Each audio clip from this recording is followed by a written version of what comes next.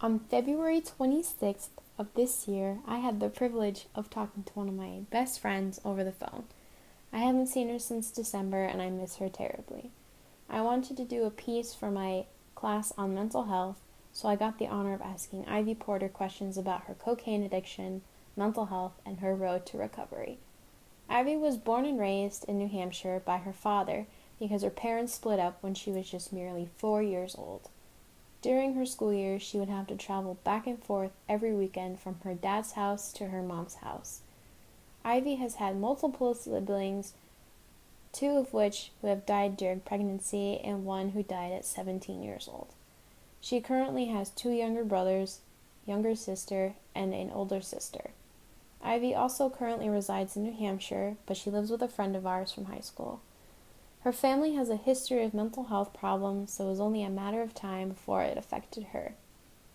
The next morning, after I interviewed her the night before, Ivy texted me saying she was re-diagnosed, and my heart broke for her because she told me she felt lost and lost a part of her identity.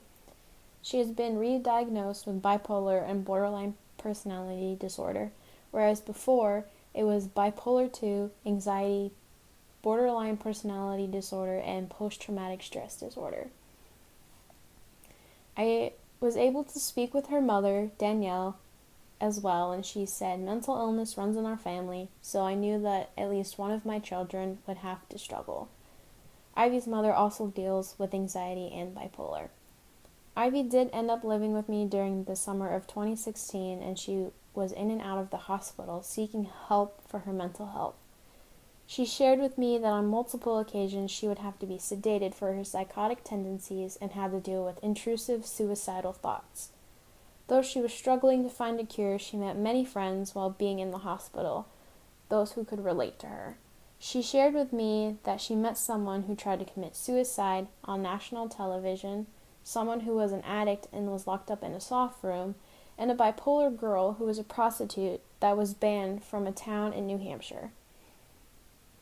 I will never forget Christmas Eve of that same year she was living with me. That was the day I found out from someone else that Ivy was doing cocaine with a friend. I spoke to Ivy the next night and she confirmed that she was doing cocaine. Ivy shared with me that she was addicted to it. She was spending over $200 every other day on cocaine. She told me, I was trying to deal with my mental illnesses and I just wanted to be normal. I just felt numb. I sadly ended our 7-year friendship because I didn't know what was going to happen to either of us, and we didn't talk for 10 months after that. It was a very hard 10 months for the both of us. I was even struggling with my own mental health issues, traveling with the Spartans Drum and Bugle Corps and healing my dislocated knee while trying to pack up and get ready to head back to Penn State Harrisburg in Middletown, Pennsylvania. Ivy geared up to make herself better after months of living in her car. That friend that reached out to me about Ivy said that Ivy had also talked to her, expressing that she had to spend Christmas alone. I remember the next day because Ivy never said goodbye to me, and she made the decision to move out. I spoke to my dad, who was also very close with her, and he told me, I always knew she was a good kid. I never saw this coming. I remember my dad and mom comforting me in my time of need and sadness. We celebrated Christmas, but it felt wrong at the same time because I was so worried about my homeless best friend. Ivy has dealt with her mental health issues, but also had to deal with her abusive father, who she cut out of her life for 4 months at one point. She said, I would cry myself to sleep because as much as I hated him, deep down inside I knew I still loved him. Which hearing that come from her and the experiences she shared with me over our friendship breaks my heart. Now he is back in her life, and they are working together to have a better relationship with him and his fiancée.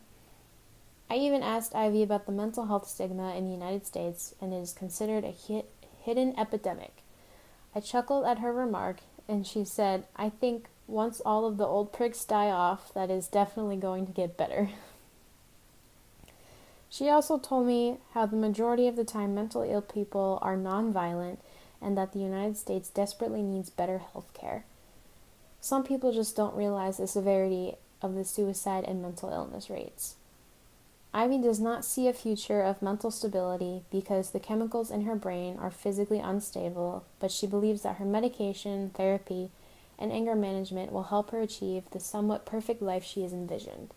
Ivy ended our conversation with, I think that medication will definitely help get me to where I want to be, and I can honestly just hope that it will be the life that I imagine.